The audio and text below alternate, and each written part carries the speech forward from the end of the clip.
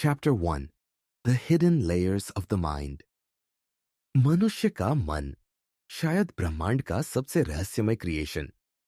हम सोचते हैं कि हम अपने विचारों को समझते हैं, हम अपने इमोशंस को कंट्रोल कर सकते हैं, हम अपनी जिंदगी के फैसले कॉन्शियसली लेते हैं।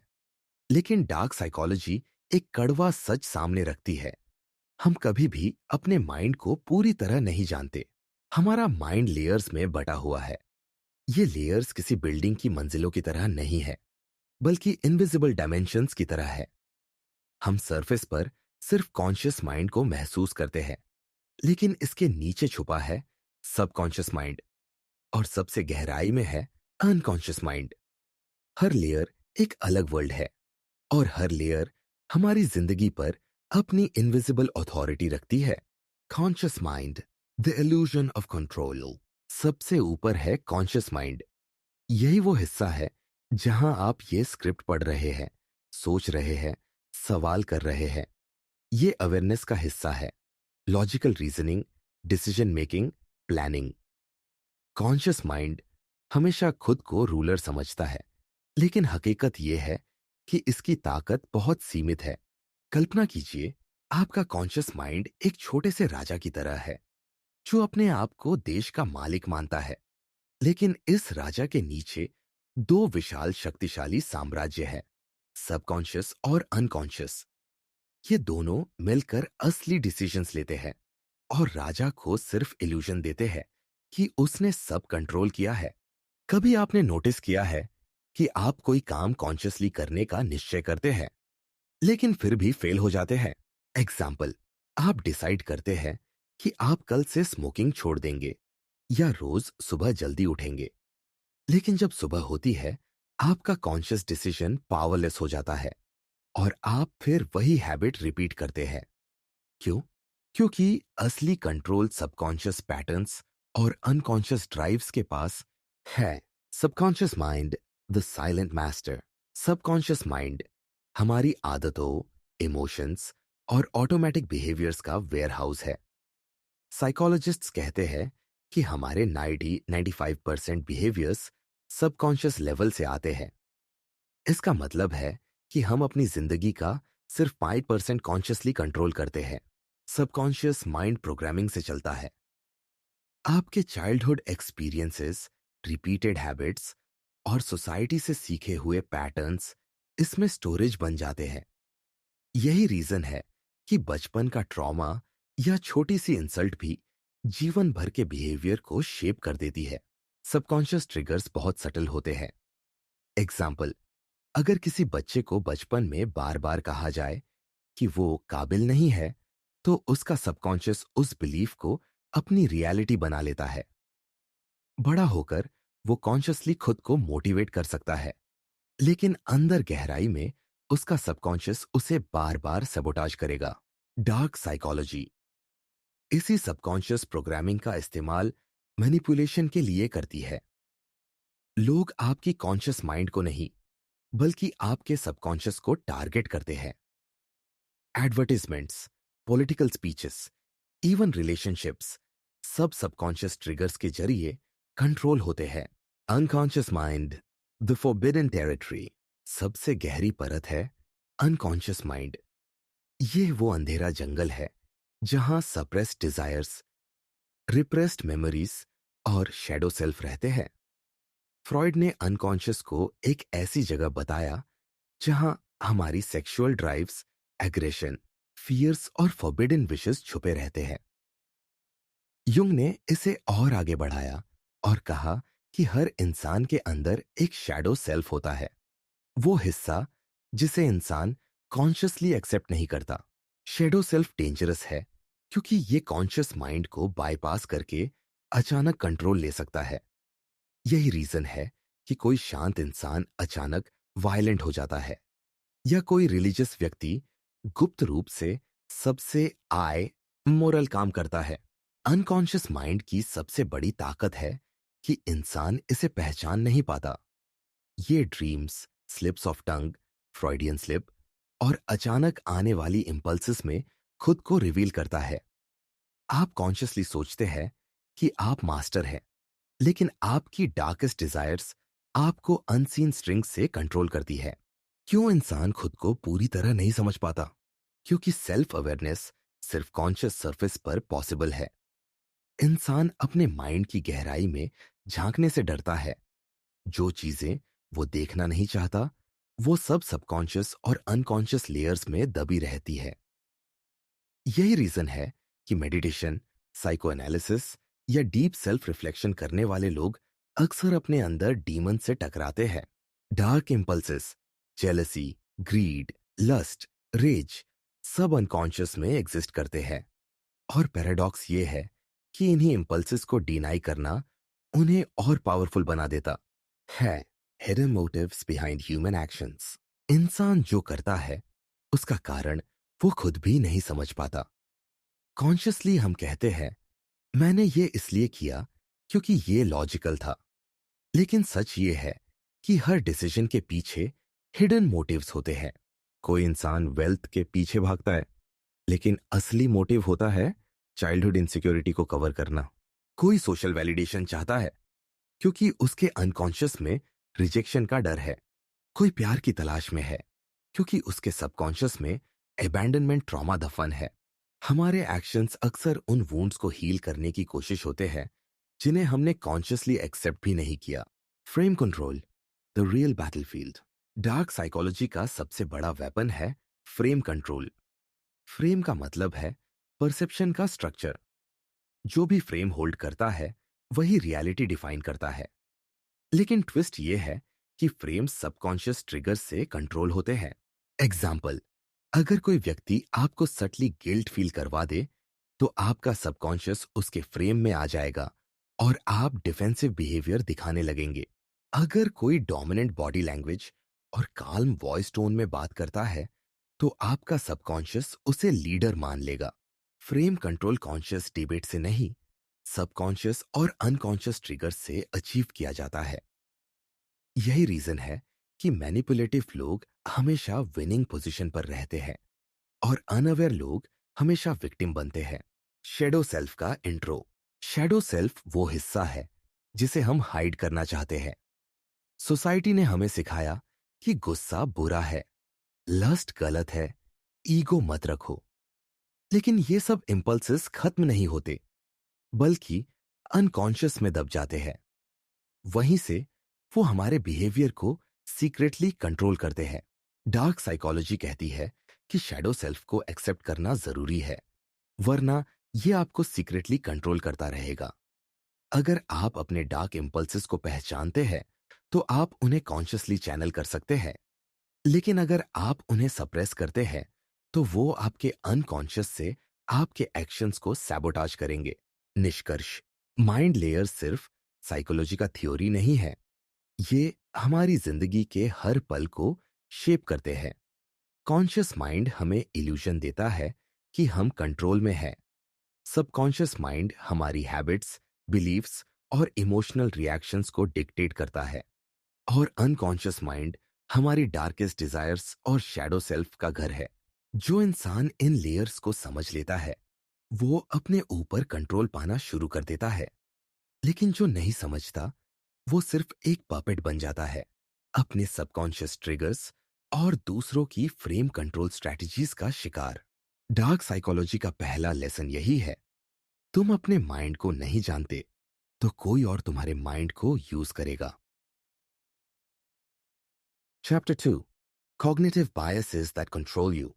मनुष्य सोचता है कि वह रैशनल है, कि उसके डिसीजंस फैक्ट्स और लॉजिक पर आधारित है, कि उसका दिमाग एक सुपर कंप्यूटर की तरह काम करता है जो हर सिचुएशन का कोल्ड एनालिसिस करता है और फिर सबसे परफेक्ट चॉइस सिलेक्ट करता है। लेकिन यह सब इल्यूजन है।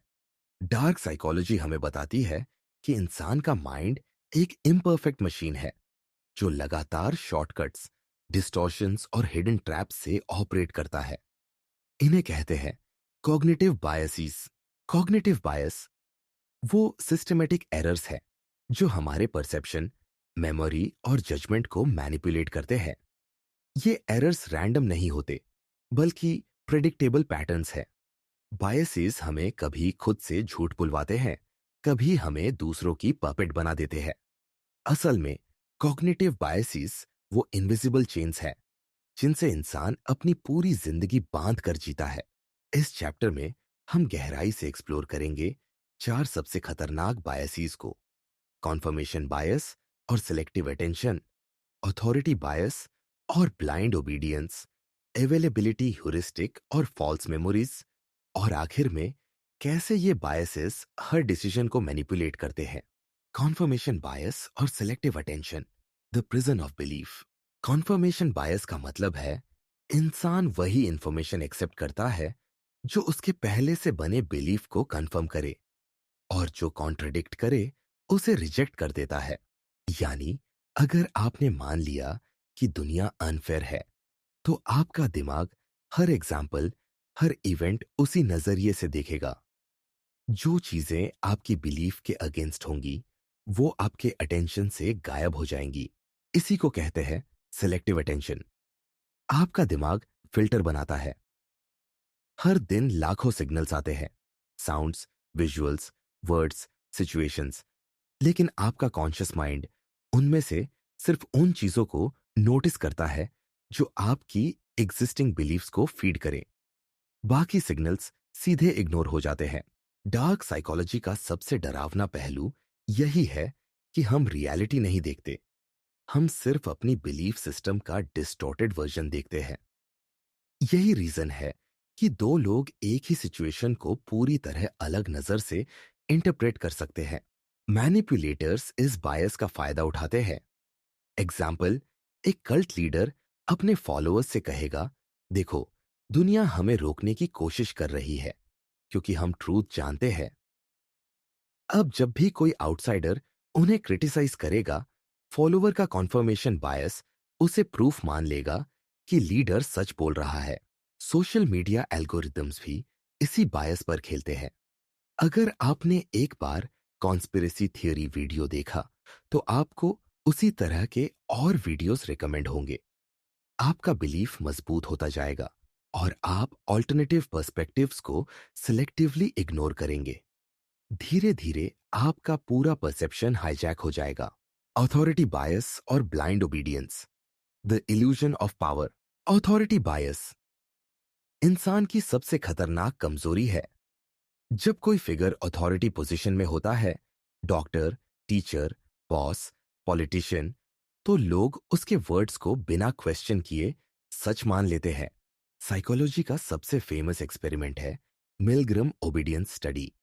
इस एक्सपेरिमेंट में पार्टिसिपेंट्स को कहा गया कि वे किसी दूसरे व्यक्ति को इलेक्ट्रिक शॉक्स दें अगर वो आंसर गलत दे।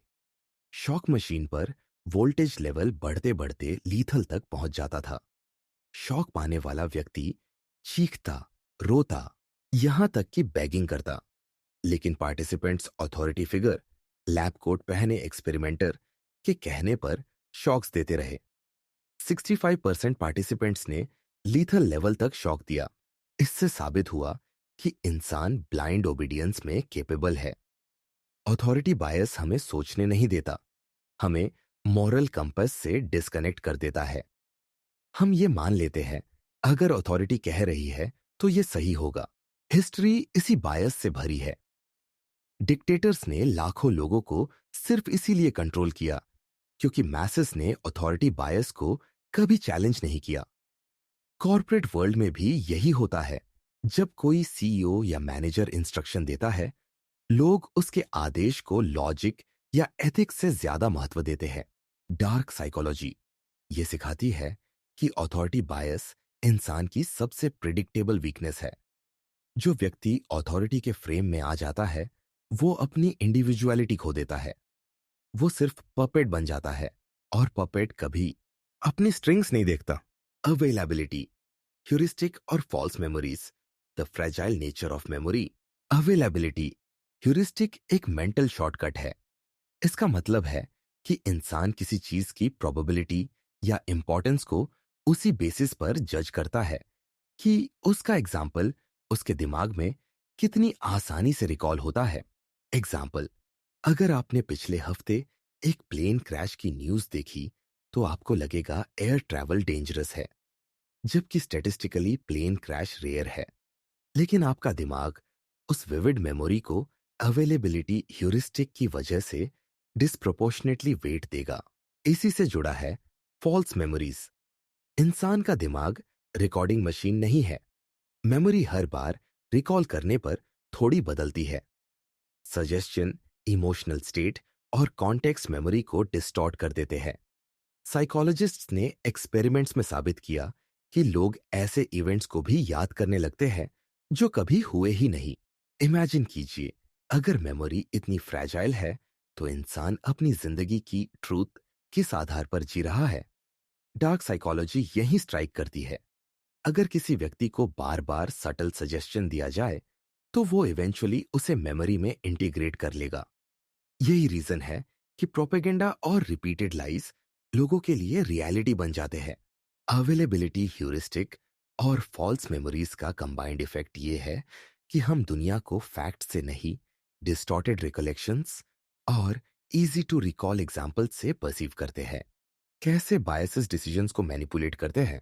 अब सवाल ये है, अगर हमारा दिमाग बायसेस से भरा हुआ है तो इसका मतलब है कि हमारे डिसीजंस कभी भी प्योर रेशनल नहीं होते। मैनिपुलेटर्स और सिस्टम्स इसी का फायदा उठाते हैं। कॉन्फर्मेशन बायस।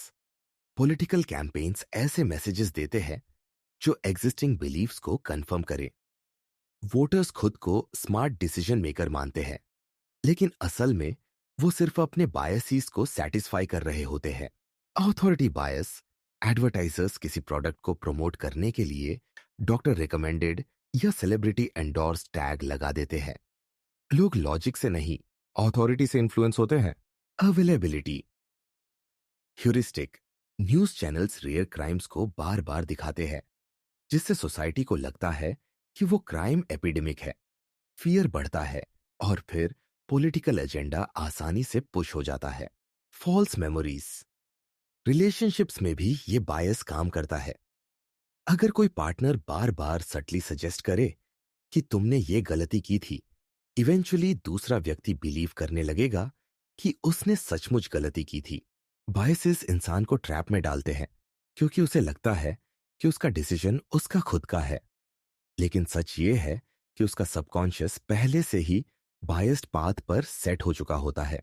Dark psychological insight. सबसे डार्क इंसाइट ये है कि कॉग्निटिव बायसेस सिर्फ एक्सटर्नल मैनिपुलेशन का टूल नहीं है, ये इंटरनल सेल्फ डिसेप्शन का भी कारण है। इंसान खुद को लगातार फूल करता है। वो मानता है कि वो ऑब्जेक्टिव ट्रूथ देख रहा है, लेकिन असल में उसका दिमाग सेलेक्टिव इल्यूजन्स प्रोड्यूस कर रहा होता है। बायसीज सर्वाइवल मैकेनिज्म से इवॉल्व्ड हुए। इवोल्यूशन ने इंसान को रैशनल थिंकर नहीं बनाया, बल्कि क्विक डिसीजन मेकर बनाया।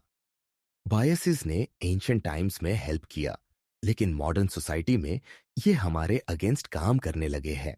आज के युग में जो व्यक्ति बायसेस को रिकॉग्नाइज नहीं करता, वो मैनिपुलेशन का विक्टिम बनता है, और जो रिकॉग्नाइज करता है वही दूसरों को मैनिपुलेट कर सकता है। निष्कर्ष, कॉग्निटिव बायसेस हमारे माइंड के हिडन वायरसेस है। कॉन्फर्मेशन बायस हमें बिलीफ के प्रिजन में डाल देता है। अथॉरिटी बायस हमें पपेट बना देता है। अवेलेबिलिटी ह्यूरिस्टिक हमारी परसेप्शन डिस्टॉर्ट करती है। फॉल्स मेमोरीज हमारी पास्ट रियलिटी को भी अनरिलायबल बना देती है। डार्क साइकोलॉजी का दूसरा लेसन यही है, तुम्हारा दिमाग रैशनल नहीं है। बायसेस तुम्हें कंट्रोल कर रहे हैं, और जब तक तुम इन बायसेस को एक्सपोज नहीं करते, तुम अपनी जिंदगी के स्लेव बने रहोगे। Chapter 3, the art of mind control. मनुष्य सोचता है कि उसका मन उसका अपना है, कि उसके विचार, उसके फैसले, उसके विश्वास सब उसके कंट्रोल में है। लेकिन डार्क साइकोलॉजी का ब्रूटल सच यही है कि इंसान का माइंड सबसे वल्नरेबल टेरिटरी है। कोई भी जो सजेस्टिबिलिटी, रेपिटेशन और हिप्नोटिक पैटर्न्स को समझ ले, वह दूसरों के दिमाग की स्ट्रिंग्स खींच सकता है। माइंड कंट्रोल किसी जादू या साइंस फिक्शन की चीज नहीं है। यह साइकोलॉजी की गहराइयों से निकला हुआ एक आर्ट है, जिसे लीडर्स, कल्ट्स, डिक्टेटर्स, एडवर्टाइजर्स और मैनिपुलेटर्स सदियों से इस्तेमाल करते आ रहे हैं। इस चैप्टर में हम एक्सप्लोर करेंगे हिप्नोटिक लैंग्वेज पैटर्न्स, एनएलपी और सजेस्टिबिलिटी, रिपीटिशन और कंडीशनिंग टेक्निक्स, और कैसे लीडर्स ऑफ कल्ट्स इंसानों के माइंड्स को कंट्रोल करते हैं। Hypnotic language patterns, the invisible chains of words. भाषा सिर्फ कम्युनिकेशन का टूल नहीं है, यह माइंड का सबसे बड़ा वेपन है। वर्ड्स सीधे सबकॉन्शियस माइंड तक पहुंचते हैं, बाईपास करते हैं कॉन्शियस रेजिस्टेंस को। यही हिप्नोटिक लैंग्वेज का प्रिंसिपल है। हिप्नोटिक लैंग्वेज पैटर्न्स वो स्ट्रक्चर्स हैं जो लिसनर के दिमाग में कंफ्यूजन, ट्रांस या सजेस्टिबिलिटी पैदा करते हैं।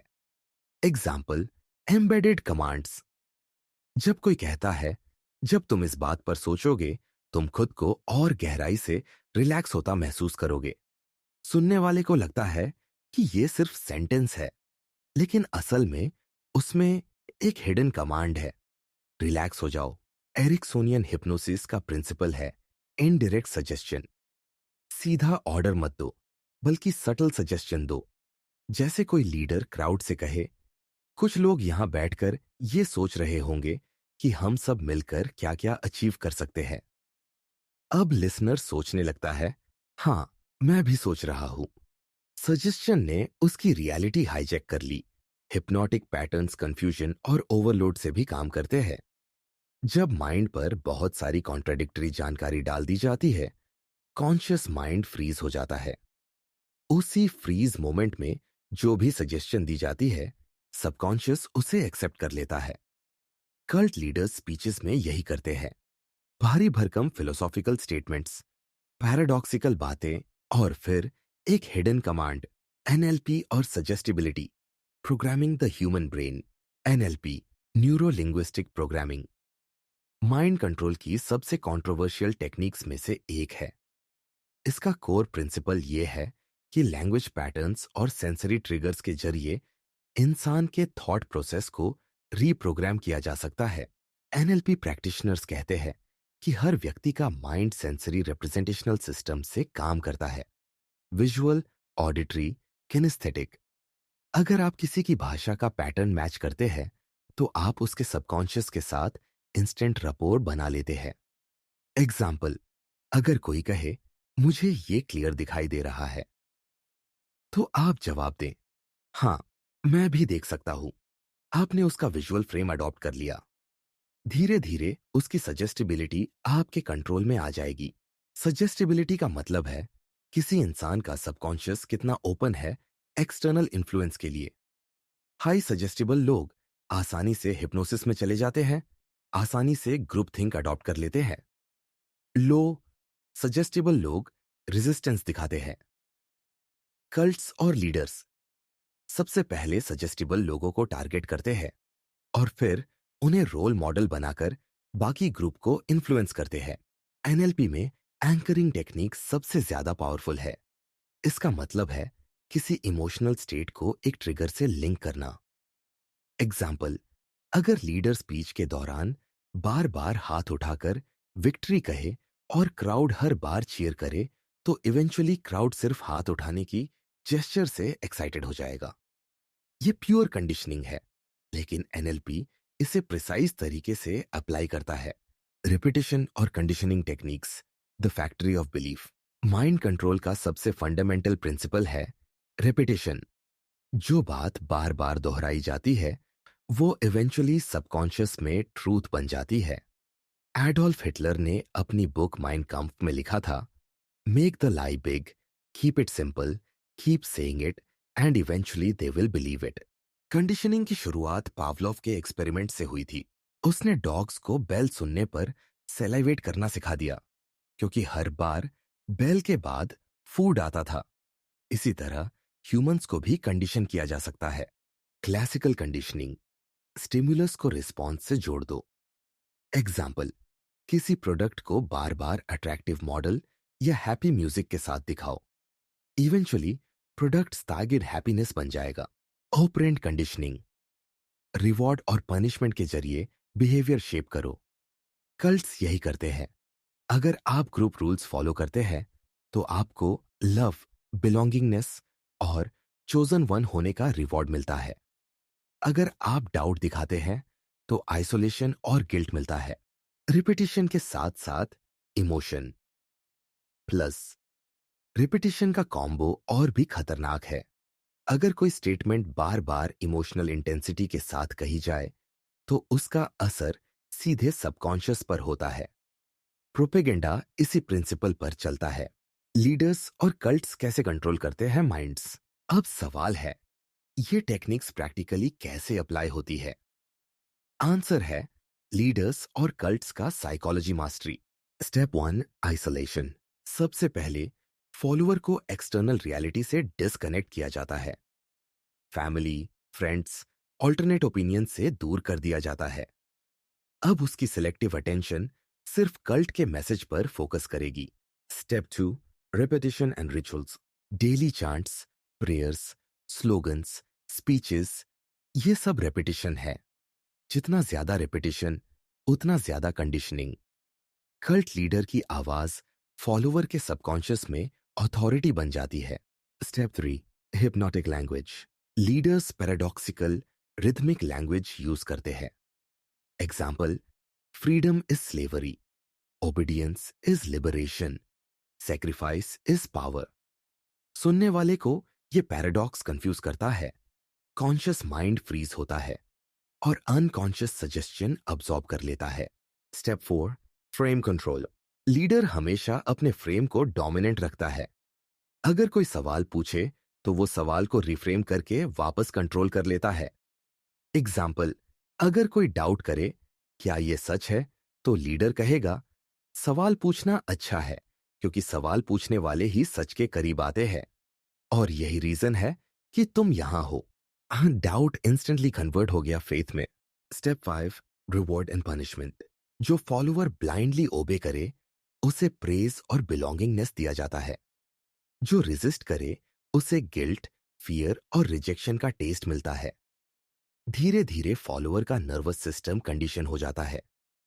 वो सिर्फ ओबीडियंस से कंफर्ट फील करता है। Step six, enemy creation. हर कल्ट को सर्वाइवल के लिए एक एनिमी चाहिए। जब लीडर कहता है दुनिया हमारे खिलाफ है तो फॉलोअर का कॉन्फर्मेशन बायस एक्टिवेट हो जाता है। अब हर क्रिटिसिज्म एनिमी प्रूफ बन जाता है। माइंड पूरी तरह कल्ट के कंट्रोल में आ जाता है। Dark psychological insight. Mind control scary इसीलिए है क्योंकि ये हमेशा ऑब्वियस नहीं होता। हिप्नोटिक वर्ड्स नॉर्मल बातचीत में छुपे होते हैं। एनएलपी पैटर्न्स कैजुअल कॉन्वर्सेशंस में डिस्गाइज होते हैं। रिपीटिशन मीम्स और स्लोगन्स में रैप होकर आते हैं। आज के समय में कल्ट्स सिर्फ रिलीजन तक लिमिटेड नहीं है। Political cults, celebrity cults, consumer cults, सब वही टेक्निक्स यूज करते हैं। लीडर्स मैसेस को हिप्नोटाइज करते हैं, कॉरपोरेशंस कस्टमर्स को कंडीशन करते हैं और इंडिविजुअल्स अपने रिश्तों में मैनिपुलेशन करते हैं। माइंड कंट्रोल कभी भी ब्रूट फोर्स से नहीं होता। ये हमेशा सटल होता है। जब तक विक्टिम समझे उसका सबकॉन्शियस पहले ही हाईजैक हो चुका होता है। निष्कर्ष, माइंड कंट्रोल की कला किसी ब्लैक मैजिक से कम नहीं है। हिप्नोटिक लैंग्वेज पैटर्न्स कॉन्शियस को बाईपास करके सबकॉन्शियस में सीड्स बोते हैं। एनएलपी और सजेस्टिबिलिटी दिमाग की प्रोग्रामिंग को रिवायर करते हैं। रिपीटिशन और कंडीशनिंग टेक्निक्स बिलीफ्स को फैब्रिकेट करते हैं और कल्ट्स ऑफ लीडर्स इन सब टेक्निक्स का वेपनाइज करके मासेस को अपनी पपेट बना लेते हैं। डार्क साइकोलॉजी का तीसरा लेसन यही है, तुम्हारे विचार तुम्हारे नहीं है। अगर तुम माइंड कंट्रोल की कला को नहीं समझते तो कोई और तुम्हारे विचारों को कंट्रोल करेगा। Chapter 4, emotional traps and exploitation. इंसान खुद को रैशनल क्रीचर मानता है। उसे लगता है कि उसके डिसीजंस फैक्ट्स और लॉजिक पर आधारित हैं। लेकिन डार्क साइकोलॉजी का सबसे दर्दनाक सच यही है, इंसान का दिमाग लॉजिक से नहीं बल्कि इमोशन से कंट्रोल होता है। Fear, guilt, shame, love, hope, ये वो हिडन ट्रिगर्स हैं जो हमारे हर डिसीजन को साइलेंटली डिक्टेट करते हैं। और जब कोई मैनिपुलेटर इन इमोशंस का इस्तेमाल करना सीख लेता है तो वह इंसान को उसकी ही साइकोलॉजी के खिलाफ यूज कर सकता है। इसे कहते हैं इमोशनल एक्सप्लॉयटेशन। इस चैप्टर में हम एक्सप्लोर करेंगे फियर, गिल्ट और शेम का साइकोलॉजिकल इफेक्ट, कैसे इमोशंस लॉजिक को ओवरराइड करते हैं, इमोशनल ब्लैकमेल स्ट्रेटेजीज और long term manipulation through emotions. Fear, guilt और shame, the dark triad of emotional exploitation. Fear भाई, फियर सबसे प्राइमल इमोशन है। एवोल्यूशन ने इसे सर्वाइवल के लिए डिजाइन किया, लेकिन मैनिपुलेटर्स इसे कंट्रोल के लिए वेपन बना देते हैं। फियर ब्रेन के अमिगडाला को एक्टिवेट करता है, जिससे रैशनल थिंकिंग शटडाउन हो जाती है। यही कारण है कि डर के माहौल में इंसान क्रिटिकल थिंकिंग नहीं कर पाता, बस ऑर्डर्स फॉलो करता है। डिक्टेटर्स ने हमेशा फियर का इस्तेमाल किया। हिटलर ने जूस को एनिमी बताकर मासेस के अंदर एग्जिस्टेंशियल फियर पैदा किया। मॉडर्न पॉलिटिक्स में भी यही होता है। Terrorism, economic collapse, social chaos, इन सब का एग्जैजरेटेड फियर लोगों को मैनिपुलेटेड डिसीजंस लेने पर मजबूर करता है। पर्सनल लेवल पर भी फियर का इस्तेमाल होता है। टॉक्सिक रिलेशनशिप्स में पार्टनर बार बार कहता है, अगर तुमने मुझे छोड़ा तो तुम्हें अकेला रहना पड़ेगा। ये फियर अबैंडनमेंट का है और विक्टिम उसी के ट्रैप में बंध जाता है। गिल्ट, अपराधबोध। गिल्ट एक इनविजिबल चेन है। जब किसी इंसान को गिल्ट फील कराया जाता है, उसका दिमाग कॉम्पेंसेशन मोड में चला जाता है। वो खुद को पनिश करता है, ओवर कॉम्पेंसेट करता है और मैनिपुलेटर के लिए इजी प्रे बन जाता है। पेरेंट्स अक्सर बच्चों को गिल्ट से कंट्रोल करते हैं। हमने तुम्हारे लिए इतनी मेहनत की और तुम हमें इग्नोर कर रहे हो। रिलीजन गिल्ट को इंस्टीट्यूशनलाइज करता है। तुम पापी हो, तुम्हें रिडेम्पशन की जरूरत है। रिलेशनशिप में गिल्ट का इस्तेमाल इमोशनल स्लेवरी क्रिएट करने के लिए होता है। शेम, लज्जा। शेम फियर और गिल्ट से भी ज्यादा डेंजरस है, क्योंकि ये आइडेंटिटी पर अटैक करता है। फियर किसी एक्सटर्नल डेंजर से जुड़ा है, गिल्ट किसी एक्शन से। लेकिन शेम कहता है, तुम बुरे हो, तुम में ही कमी है। शेम विक्टिम को इतना पावरलेस बना देता है कि वो मैनिपुलेटर की अप्रूवल के बिना खुद को वर्दी मान ही नहीं पाता। यही कारण है कि अब्यूसिव पार्टनर्स शेम को वेपनाइज करते हैं। तुम्हें कोई और कभी एक्सेप्ट नहीं करेगा। कैसे इमोशंस लॉजिक को ओवरराइड करते हैं? लॉजिक माइंड का अपर लेयर है, इमोशंस उसकी फाउंडेशन। जब इमोशनल इंटेंसिटी हाई होती है, रेशनल माइंड ऑटोमेटिकली बाईपास हो जाता है। न्यूरोसाइंस रिसर्च कहती है कि अमिगडाला हाईजैक की स्थिति में इंसान लॉजिकल रीजनिंग खो देता है। एग्जाम्पल, जब कोई पेरेंट अपने बच्चे को डराता है कि अगर उसने एग्जाम में फेल किया तो उसकी जिंदगी खत्म हो जाएगी, बच्चा सोच नहीं पाता कि फेल होना एंड नहीं है। उसका दिमाग सिर्फ फियर ड्रिवन एक्शन करता है। मार्केटिंग वर्ल्ड भी इसी प्रिंसिपल पर काम करता है। एड्स लॉजिक नहीं बेचते, वे इमोशंस बेचते हैं। लग्जरी ब्रांड आपको बताता है, अगर ये प्रोडक्ट नहीं लिया तो तुम रिस्पेक्टेड नहीं हो। इंश्योरेंस कंपनी बताती है, अगर पॉलिसी नहीं ली तो तुम्हारे फैमिली अनसेफ है। रैशनल कैलकुलेशन सेकेंडरी है, emotional manipulation primary. Cult leaders और पॉलिटिशियंस यही फॉर्मूला फॉलो करते हैं। वे इमोशंस को एम्पलीफाई करते हैं। Fear of enemy, shame of identity, guilt of past actions, और फिर लॉजिकल बाईपास के बाद अपना एजेंडा इम्प्लांट कर देते हैं। Emotional blackmail strategies. Emotional blackmail सबसे रिफाइंड मैनिपुलेशन स्ट्रेटजी है। इसमें मैनिपुलेटर विक्टिम के इमोशंस का इस्तेमाल करके उसे कंट्रोल करता है। सूजन फॉरवर्ड ने इसे फॉग कहा। Fear, obligation, guilt. 1. Fear based blackmail. अगर तुमने मेरी बात नहीं मानी तो मैं तुम्हें छोड़ दूंगा।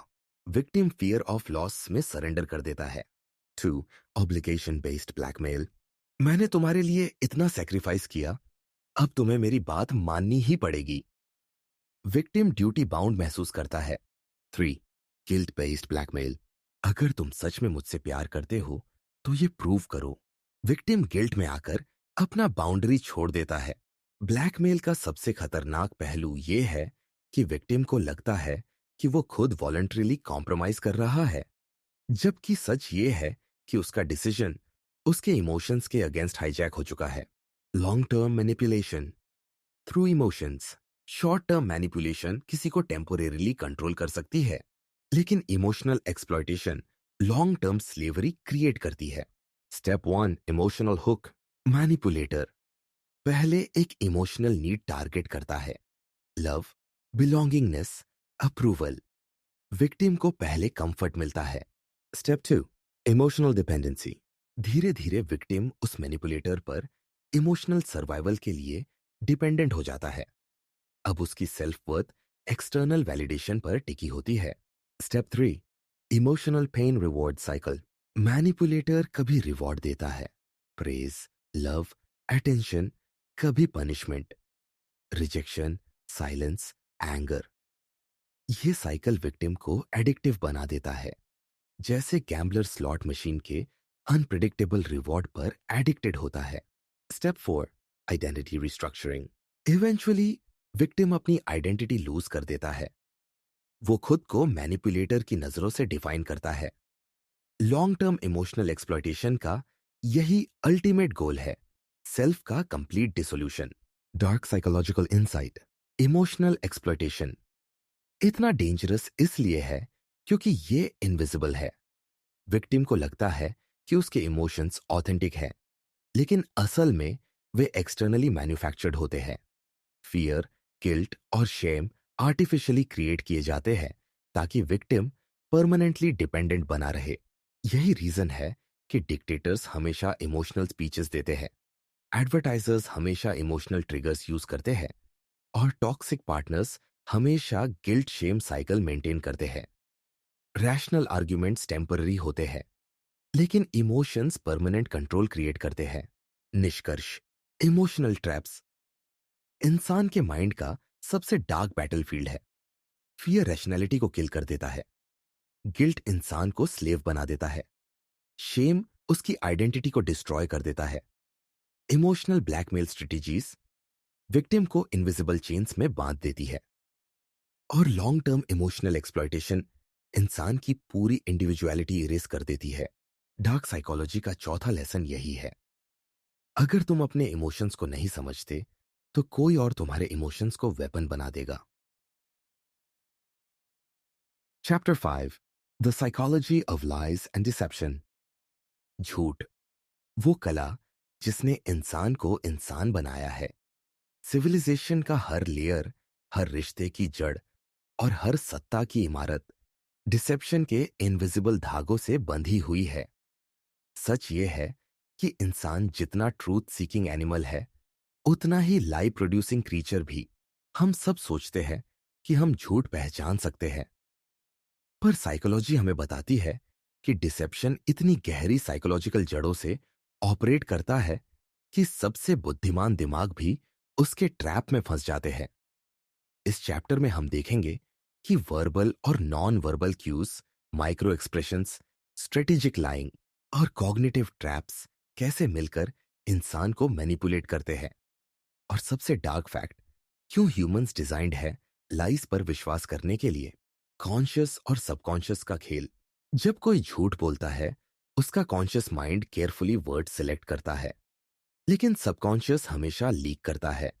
छोटी facial twitches, body language inconsistencies या अचानक से ब्रीथिंग पैटर्न चेंज, यही नॉन वर्बल क्यूज डिसेप्शन को बेटरे कर देते हैं।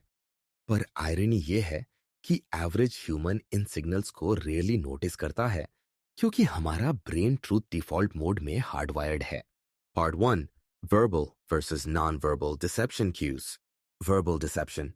झूठ बोलने वाला अक्सर अपने शब्दों को ओवर एक्सप्लेन करता है। एग्जाम्पल, जरूरत से ज्यादा डिटेल्स देना, सिंपल क्वेश्चन का इनडायरेक्ट आंसर देना, पैसिव वॉइस में बात करना, ग्लास टूट गया इंस्टेड ऑफ मैंने ग्लास तोड़ा। Non verbal deception. बॉडी कभी झूठ को पूरी तरह हाइड नहीं कर पाती, सबकॉन्शियस लीकेज जरूरी है। रिसर्च बताती है कि लाइंग के समय ब्लिंक रेट बढ़ जाता है या अचानक स्लो हो जाता है। माउथ ड्राई होने लगता है, हेंस ज्यादा स्वॉलोविंग। हैंड्स और फीट रेस्टलेस हो जाते हैं। वॉइस पिच सटल तरीके से हाई हो जाता है। डार्क साइकोलॉजी का रूल सिंपल है। Words lie but the body whispers truth. Part 2, micro expressions और हिडन टेल्स। पॉल एकमन की रिसर्च ने दुनिया को बताया कि हर ह्यूमन के फेस पर माइक्रो एक्सप्रेशंस आते हैं, इनवॉलंटरी फेशियल एक्सप्रेशंस, जो 1/25 ऑफ अ सेकेंड तक दिखते हैं।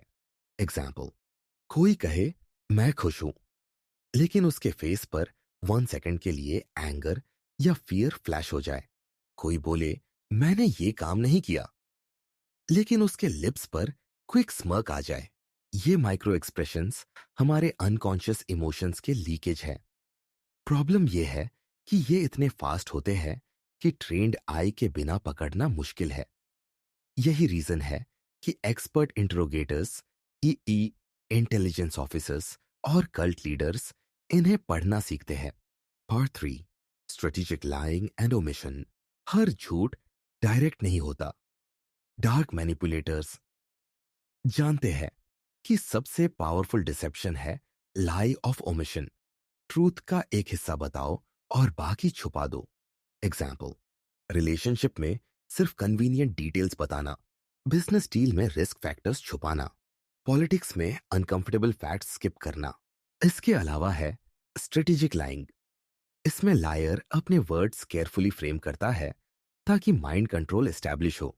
हाफ ट्रूथ्स क्रिएट करना, इमोशनल ट्रिगर्स ऐड करना, फियर या गिल्ट, रेपिटेशन टेक्निक यूज करना ताकि फॉल्स स्टेटमेंट इवेंचुअली सच लगने लगे। यहां काम आता है इल्यूजरी ट्रूथ इफेक्ट। जितनी बार आप किसी स्टेटमेंट को सुनते हैं, उतना ही आपका सबकॉन्शियस उसे रियल मानने लगता है, चाहे वो पूरी तरह झूठ क्यों ना हो।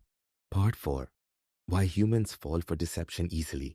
अब सबसे बड़ा सवाल, इंसान डिसेप्शन में क्यों फंसता है? आंसर एवोल्यूशनरी है।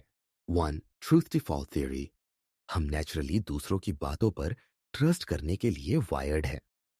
अगर हम हर बात पर डाउट करें तो सोशल कोऑपरेशन इम्पॉसिबल हो जाएगा। 2, कॉग्निटिव लोड। ब्रेन एक्टिवली हर स्टेटमेंट वेरीफाई नहीं कर सकता, इसीलिए वो शॉर्टकट्स लेता है। यही शॉर्टकट्स ह्यूरिस्टिक्स लायर्स एक्सप्लॉइट करते हैं। Emotional exploitation. झूठ अक्सर हमारे स्ट्रॉन्गेस्ट इमोशंस को टारगेट करता है, fear, hope, love.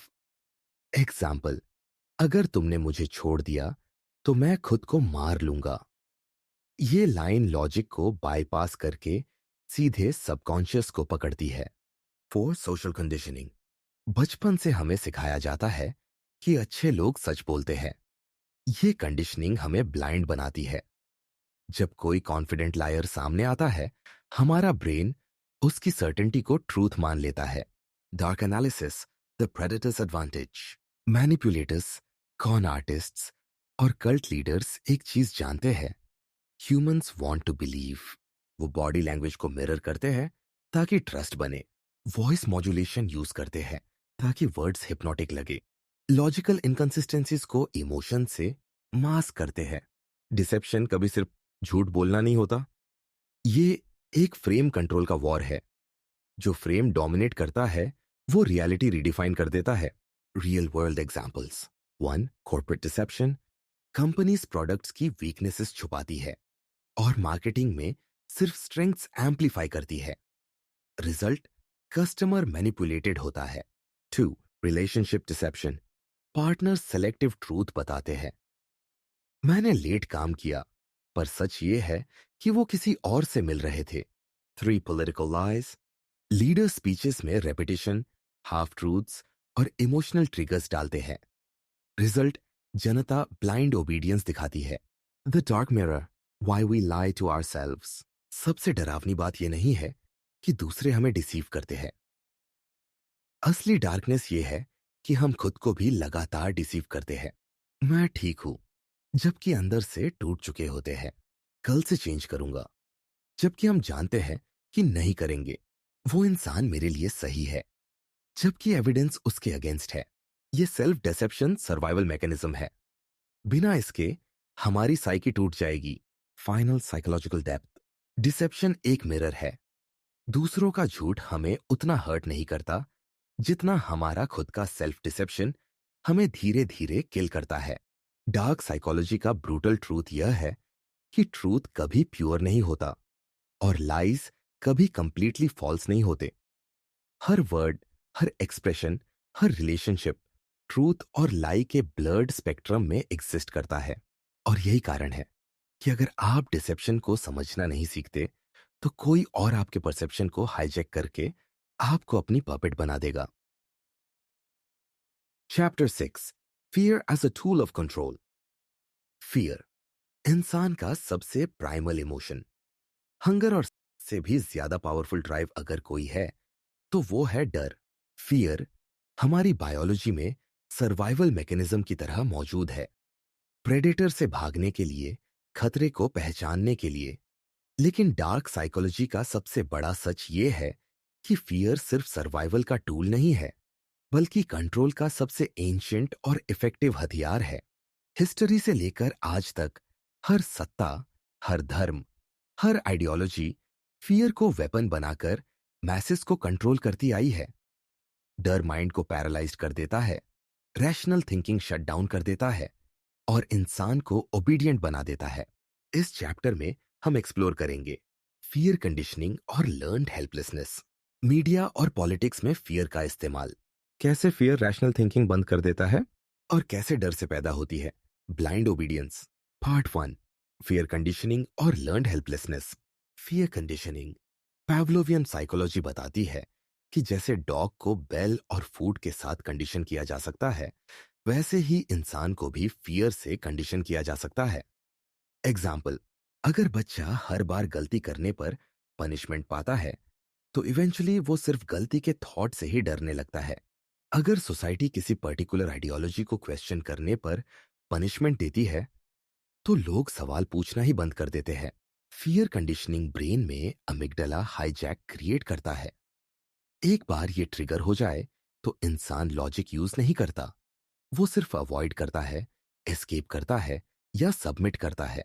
Learned helplessness, Martin Seligman का एक्सपेरिमेंट बताता है कि अगर बार बार इंसान को ऐसी सिचुएशन में रखा जाए जहां एस्केप इम्पॉसिबल लगे तो वो इवेंचुअली कोशिश करना भी छोड़ देता है।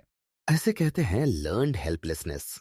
रिलेशनशिप में जब एक पार्टनर बार बार अब्यूज झेलता है और सोचता है कुछ भी चेंज नहीं होगा। जॉब में जब एम्प्लॉय अनफेयर ट्रीटमेंट एक्सेप्ट करता है क्योंकि उसे लगता है मैं कुछ नहीं कर सकता। फियर कंडीशनिंग और लर्न्ड हेल्पलेसनेस मिलकर इंसान को साइकोलॉजिकल प्रिजनर बना देते हैं। पार्ट 2, मीडिया और पॉलिटिक्स में फियर का इस्तेमाल। फियर साइकोलॉजी का सबसे विजिबल इस्तेमाल है मीडिया और पॉलिटिक्स में। मीडिया का हथियार fear porn. News channels crime, disaster और पैनिक को एम्पलीफाई करते हैं क्योंकि फियर से अटेंशन फिक्स हो जाता है। ब्रेकिंग न्यूज, खतरा, attack, death toll, fear sells, fear clicks, fear controls. Politics का हथियार मैन्युफैक्चर्ड फियर। लीडर्स जानते हैं कि मैसेस को कंट्रोल करने के लिए उन्हें डर चाहिए।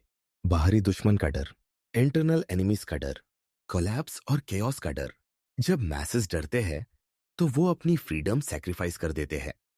वो कहते हैं बस हमें सेफ रखो, बाकी राइट्स ले लो। यही रीजन है कि डिक्टेटर्स और ऑथोरिटेरियन रिजीम्स हमेशा किसी इमेजिनरी थ्रेट को अलाइव रखते हैं। डर उनकी लेजिटिमेसी को फ्यूल देता है। Part 3, how fear shuts down rational thinking. Fear brain में न्यूरोबायोलॉजिकल हाईजैक करता है। नॉर्मल स्टेट में हमारा प्री फ्रंटल कॉर्टेक्स डिसीजंस लेता है, लॉजिकली, रैशनली। लेकिन जब फियर एक्टिवेट होता है तो एमिगडाला डोमिनेंस ले लेता है। रिजल्ट, फाइट, फ्लाइट या freeze mode. Complex reasoning shut down, critical thinking paralyse. Example, भीड़ में अचानक पैनिक फैलना, रूमर्स पर बिना वेरीफाई किए एक्शन लेना, पॉलिटिशियंस के फियर बेस्ड स्लोगन्स को ब्लाइंडली बिलीव करना। डार्क मैनिपुलेटर्स जानते हैं जब इंसान डरता है तो वो सिर्फ इमीडिएट सेफ्टी चाहता है, ट्रूथ नहीं। रेशनलिटी और एविडेंस इररिलेवेंट हो जाते हैं। पार्ट 4, डर से पैदा होने वाली ओबीडियंस। सबसे चिलिंग एस्पेक्ट है फियर क्रिएट्स ओबीडियंस। मिलग्रम एक्सपेरिमेंट ने यह साबित किया। येल यूनिवर्सिटी के इस क्लासिक स्टडी में पार्टिसिपेंट से कहा गया कि वो दूसरे व्यक्ति को इलेक्ट्रिक शॉक्स दे। जब अथॉरिटी ने पुश किया और कहा आपको करना ही होगा, तो 55% लोगों ने एक्सट्रीम शॉक्स तक दिए, सिर्फ इसलिए क्योंकि वो अथॉरिटी और उसके इम्प्लिसिट थ्रेट से डर रहे थे। फियर और अथॉरिटी का कॉम्बिनेशन इंसान को रोबोट बना देता है। आर्मी में सोल्जर्स ऑर्डर्स ब्लाइंडली फॉलो करते हैं, चाहे उसमें मोरालिटी कॉम्प्रोमाइज हो। रिलीजियस कल्ट्स फॉलोअर्स को डराते हैं, अगर तुमने ओबे नहीं किया तो एटर्नल पनिशमेंट मिलेगा। वर्क प्लेसेस में बॉसेस सटल फियर क्रिएट करते हैं, अगर नहीं माना तो जॉब चली जाएगी। Obedience really born out of respect होती है। रियल ओबीडियंस का सोर्स है फियर ऑफ पनिशमेंट और loss. Dark analysis, the architecture of control. अगर आप किसी इंसान या सोसाइटी को कंट्रोल करना चाहते हैं, तो आपको सिर्फ एक चीज चाहिए, constant fear. Fear of rejection, fear of poverty, fear of social shame, fear of violence, fear of death. हर बार जब ये फियर एक्टिवेट होता है, इंसान अपनी रैशनैलिटी खोकर सबमिसिव हो जाता है। इसलिए रूलर्स, प्रीस्ट्स और कॉरपोरेशंस सभी ने डर का आर्किटेक्चर बिल्ड किया। स्कूल में पनिशमेंट, रिलीजन में हेलफायर, पॉलिटिक्स में टेररिज्म, मीडिया में constant crisis. Fear psychology ensures कि मैसेस कभी पूरी तरह फ्री ना हो सके। Real world examples. एक, रिलीजन। अगर तुमने ये रूल्स फॉलो नहीं किए तो तुम्हें अनंत पनिशमेंट मिलेगा। दो, मीडिया। हर रोज new health scare, economic collapse या वॉर का थ्रेट। तीन, पेरेंटिंग। अगर मार्क्स नहीं आए तो तुम फेल हो जाओगे और जिंदगी खत्म हो जाएगी। शेर, कॉरपोरेट कल्चर। अगर टारगेट्स मिस हुए तो तुम वर्थलेस हो। हर जगह एक invisible leash, fear. Part 5, fear और आइडेंटिटी। फियर सिर्फ बिहेवियर कंट्रोल नहीं करता, बल्कि आइडेंटिटी शेप करता है। जो इंसान बचपन से रिजेक्शन का डर लेकर बड़ा होता है, वो हमेशा पीपल प्लीजिंग करता है। जो इंसान कांस्टेंट पॉवर्टी का डर देखता है, वो हमेशा सर्वाइवल मोड में जीता है। जो सोसाइटी हमेशा एक्सटर्नल थ्रेट्स पर फीड होती है, वो ऑथोरिटेरियन लीडर्स को वर्शिप करती है। फियर धीरे धीरे इंसान की आइडेंटिटी को कार्व कर देता है और वो खुद अनअवेयर रहता है। Part 6, breaking the chain. Dark psychology का सबसे पेनफुल ट्रूथ यह है कि फियर से कभी कंप्लीट फ्रीडम पॉसिबल नहीं है। फियर हमेशा रहेगा, लेकिन जो इंसान फियर को देख सकता है, जो समझ सकता है कि ये वेपनाइज हो रहा है, वही थोड़ा फ्री हो सकता है। अवेयरनेस ही पहला स्टेप है। मीडिया के फियर ट्रैप्स को क्वेश्चन करो, पॉलिटिकल फियर नैरेटिव्स को डिसेक्ट करो, अपने पर्सनल लाइफ के फियर कंडीशनिंग को पहचानो। Freedom begins when you stop obeying fear. Final psychological depth. Fear psychology वो इनविजिबल प्रिजन है जिसमें इंसान जन्म से बंद है। हम सोचते हैं कि हम अपनी चॉइसेस से जी रहे हैं। रियलिटी यह है कि हमारी 90% चॉइसेस फियर ड्रिवन होती है। Fear of loss, fear of pain, fear of rejection. Dark manipulators हमेशा इसी वीकनेस को एक्सप्लॉइट करेंगे। और जब तक इंसान अपने फियर को रिकॉग्नाइज करके उसे कॉन्शियसली फेस नहीं करता, तब तक वो किसी न किसी अथॉरिटी, आइडियोलॉजी या मैनिपुलेटर का स्लेव रहेगा। फियर सिर्फ सर्वाइवल का टूल नहीं है, फियर सबसे बड़ा वेपन है, और जो इसे कंट्रोल करता है वही मैसेस का मालिक बन जाता है। Chapter 7, the dark side of influence. प्रभाव, इन्फ्लुएंस, ये वो शक्ति है जो दुनिया को चलाती है। इंसान सोचता है कि वह अपने डिसीजंस का मालिक है, लेकिन असलियत कहीं ज्यादा अंधेरी है। साइकोलॉजी हमें दिखाती है कि हमारे डिसीजंस का बड़ा हिस्सा हमारी अवेयरनेस के बाहर कंट्रोल होता है। हिडन टैक्टिक्स, सबकॉन्शियस ट्रिगर्स और इनविजिबल साइकोलॉजिकल ट्रैप्स के जरिए। इन्फ्लुएंस हमेशा दिखने में सटल होता है, लेकिन इसके परिणाम जिंदगी बदल देने वाले हो सकते हैं। इन्फ्लुएंस और कोअर्जन, जबरदस्ती, के बीच एक बेहद पतली लाइन होती है। सरफेस पर इन्फ्लुएंस मासूम लगता है, जैसे कोई दोस्त सलाह दे रहा हो, कोई ब्रांड आपको प्रोडक्ट रिकमेंड कर रहा हो, या कोई लीडर आपको इंस्पायर कर रहा हो। लेकिन जब आप गहराई में उतरते हैं तो पता चलता है कि इन्फ्लुएंस के कई ऐसे लेयर्स हैं जो आपकी ऑटोनॉमी छीन लेते हैं। और यही इस चैप्टर का अंधेरा सच है, the dark side of influence, reciprocity और ऑब्लिगेशन ट्रैप्स। मानव मस्तिष्क इवोल्यूशन से ही एक डीप सोशल वायरिंग लेकर आया है रेसिप्रोसिटी प्रिंसिपल। इसका सिंपल मतलब है, अगर कोई हमें कुछ देता है तो हमें लगता है कि हमें भी उसे कुछ रिटर्न करना चाहिए। यह प्रिंसिपल सर्वाइवल के लिए बनाया गया था। एंशिएंट ट्राइब्स में म्यूचुअल हेल्प जरूरी थी, लेकिन आज मॉडर्न वर्ल्ड में यही प्रिंसिपल सबसे खतरनाक साइकोलॉजिकल ट्रैप बन गया है। इमेजिन कीजिए, किसी सेल्समैन ने आपको फ्री सैंपल दिया या किसी ने आपको छोटी सी मदद की। आपके माइंड लेयर्स में तुरंत एक सबकॉन्शियस ट्रिगर एक्टिवेट हो जाता है, अब मुझे भी कुछ वापस करना चाहिए। भले कॉन्शियसली आप सोचें कि यह छोटा फेवर है, लेकिन आपके सबकॉन्शियस में गिल्ट और ऑब्लिगेशन की इनविजिबल चेन बन चुकी होती है। यही कारण है कि लोग ज्यादा चीजें खरीद लेते हैं, कॉन्ट्रैक्ट साइन कर देते हैं या रिलेशनशिप्स में ऐसे कमिटमेंट्स कर बैठते हैं जिनका उन्होंने इरादा भी नहीं किया था। डार्क साइकोलॉजी की दुनिया में रेसिप्रोसिटी ट्रैप सबसे साइलेंट वेपन्स में से एक है। जब कोई मैनिपुलेटर आपको बार बार फेवर्स देता है, वो सिर्फ एक इनविजिबल डेट बना रहा होता है। और जब सही समय आता है, वो आपसे ऐसा डिमांड करता है जिसे आप मना नहीं कर पाते। ये डेट आपके कॉन्शियस लॉजिक से नहीं, आपके सबकॉन्शियस गिल्ट से बंधा होता है। सोशल प्रूफ और हर्ड मेंटालिटी। इन्फ्लुएंस का दूसरा सबसे गहरा वेपन है सोशल प्रूफ। इंसान फंडामेंटली एक ट्राइबल एनिमल है। सर्वाइवल के लिए उसे हमेशा दूसरों के साथ चलना पड़ा है। रिजल्ट, आज भी हमारा सबकॉन्शियस दूसरों के बिहेवियर को देखकर अपने डिसीजंस तय करता है। इसे हम कहते हैं हर्ड मेंटालिटी। क्या आपने नोटिस किया है कि जब किसी प्रोडक्ट पर लिखा होता है बेस्ट सेलर या 10,000 पीपल ऑलरेडी ज्वाइंड, तो इंस्टेंटली आपका ट्रस्ट लेवल बढ़ जाता है? यह रैशनल डिसीजन नहीं है, यह एवोल्यूशनरी कंडीशनिंग है। आपका सबकॉन्शियस कहता है, अगर इतने लोग ये कर रहे हैं तो शायद ये सही होगा। यही सोशल प्रूफ आपको भीड़ के साथ खींच ले जाता है। यही रीजन है कि लोग कल्ट्स ज्वाइन करते हैं, स्कैम्स में फंस जाते हैं या भीड़ के गुस्से में हिंसक हो जाते हैं। भीड़ की पावर एक इल्यूजन क्रिएट करती है। आपको लगता है कि आप अकेले नहीं हैं, आप सही साइड पर हैं। लेकिन सच ये है कि आप अपनी सोच को भीड़ के हवाले कर चुके हैं। हर्ड मेंटेलिटी का सबसे खतरनाक पहलू है लॉस ऑफ इंडिविजुअलिटी। एक बार जब आप भीड़ का हिस्सा बन जाते हैं तो आपका कॉन्शियस रीजनिंग बंद हो जाता है। यही कारण है कि बड़े सोशल मूवमेंट्स, रायट्स और मैस मैनिपुलेशन संभव होते हैं।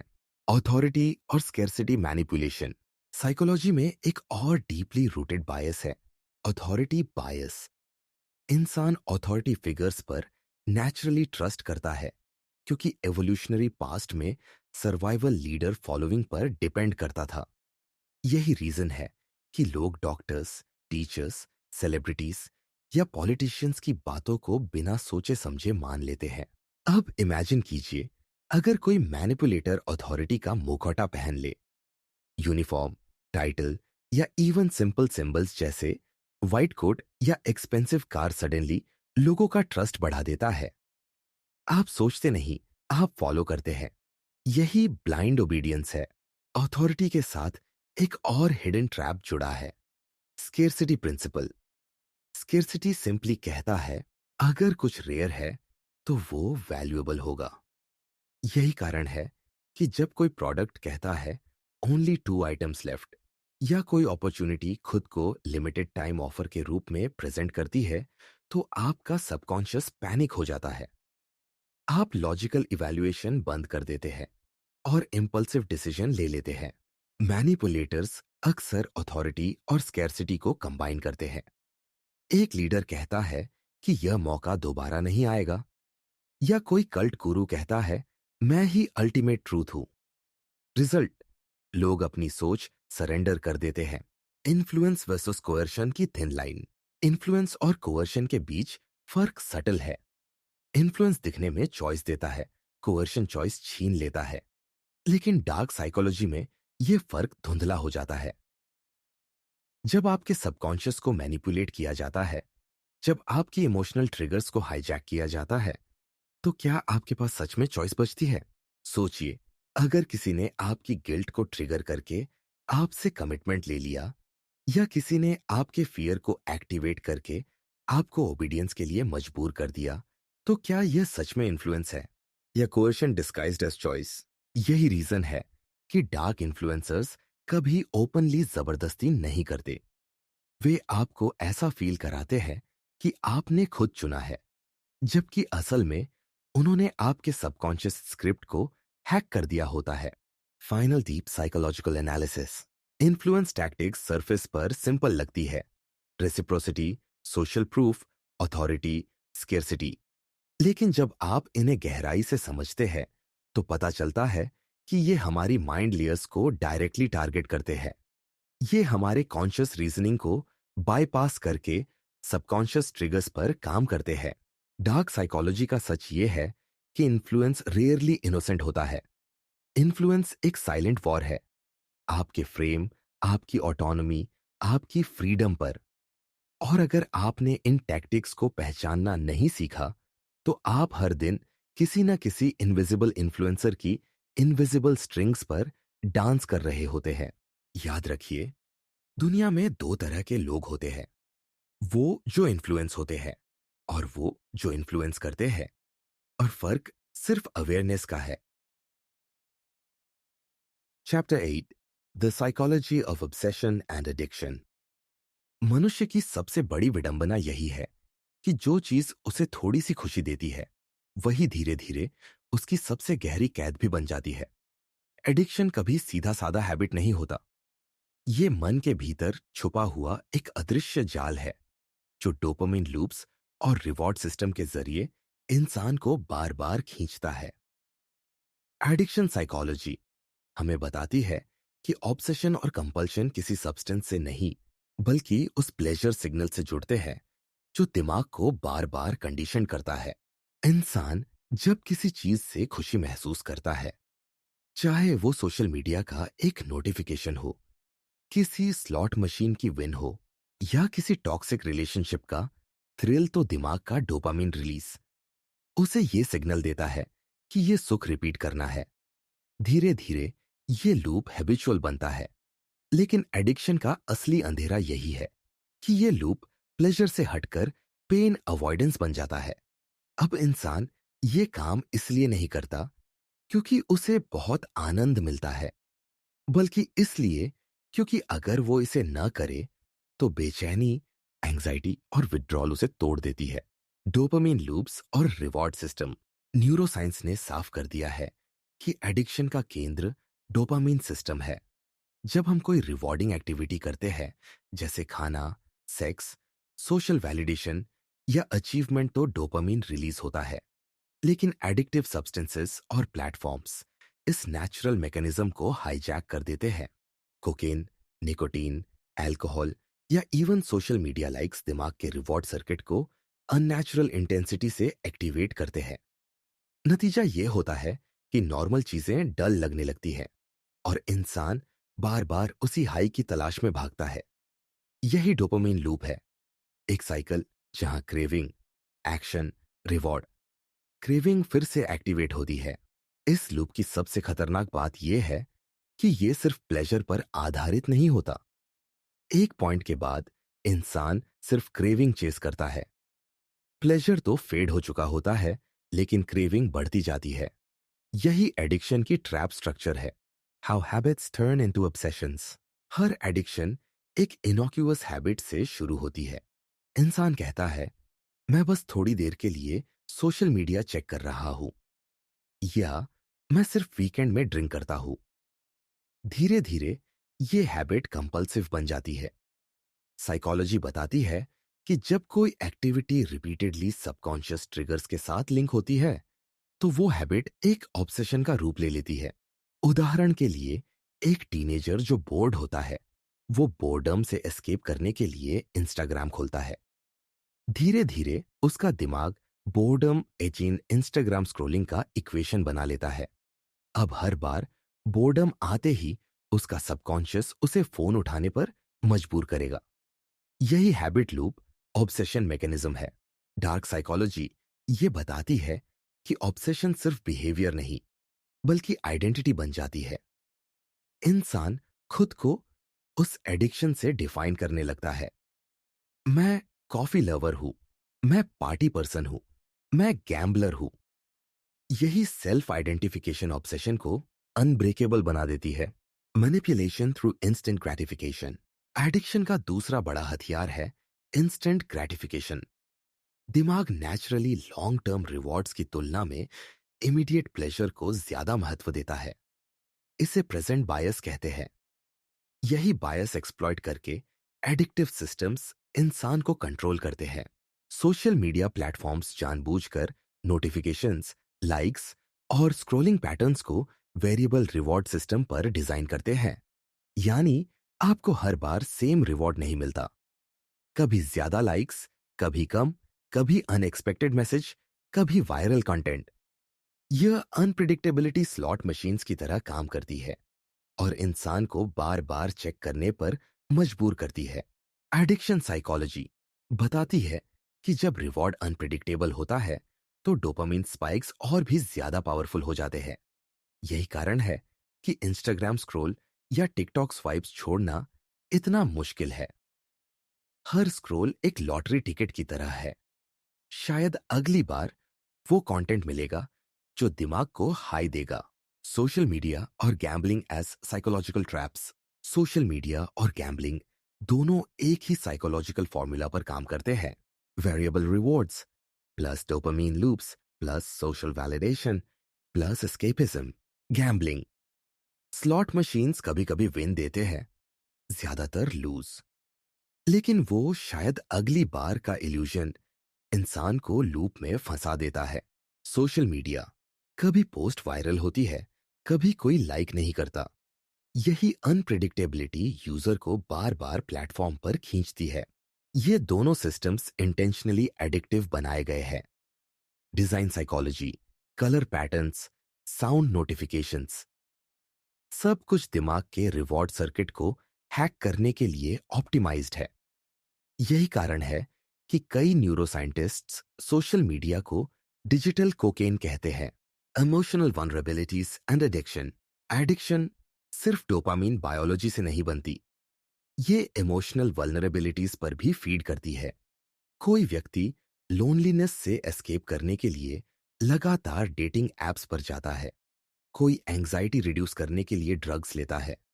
कोई फेलियर की शर्म से बचने के लिए गेमिंग एडिक्शन में डूब जाता है। डार्क साइकोलॉजी यहां सबसे खतरनाक रियलिटी दिखाती है। एडिक्शन हमेशा पेन से जुड़ी होती है। जो इंसान अपने पेन से भाग रहा है वो किसी एडिक्शन के लिए सबसे आसान टारगेट बनता है। मैनिपुलेटर्स, कॉरपोरेशंस और इंडस्ट्रीज इसी साइकोलॉजिकल वीकनेस को एक्सप्लॉइट करते हैं। Long term consequences of addiction.